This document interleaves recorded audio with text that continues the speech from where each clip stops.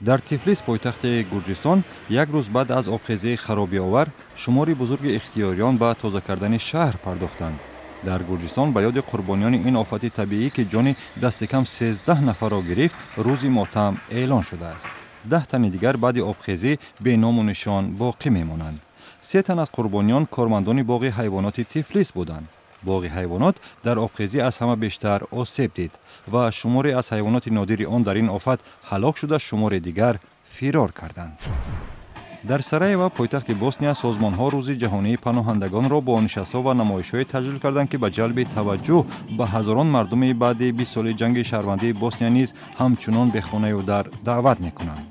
дар солҳои ҷанги ибтидои солҳои 90 беш аз 2 миллион ё нисфи аҳолии Босния ва Ҳерзеговина манзилҳои худро тарк карданд. идораи паноҳандагони созмони милали муттаҳид мегӯяд ҳудуди 170 000 аз мардуми Босния барои бозгашт ба манзилҳояшон ва ё барои пайдо кардани як сарпаноҳи доимӣ ба ёрӣ ниёз доранд. дар вилояти Хайбар Пахтунхвои Покистон аҳзоби мухолиф дар ҷараёни баҳси буҷа тарки маҷлиси вилоятӣ карданд. вакилони мухолиф аҳзоби ҳокимро айбдор мекунанд ки буҷаи соли гузаштаро бар асоси ваъдаҳояшон истифода накардаанд. эътирози оммавӣ алайҳи ҳукумати вилоят ба рӯзи 16 июн барномарезӣ шудааст. рӯзи 3 май дар вилояти Хайбар Пахтунхва интихоботи маҳаллӣ доир шуд ки ҳамроҳ бо иттиҳомот дар бораи тақаллубҳо гузашт ва мунҷар ба хушунатҳо гардид.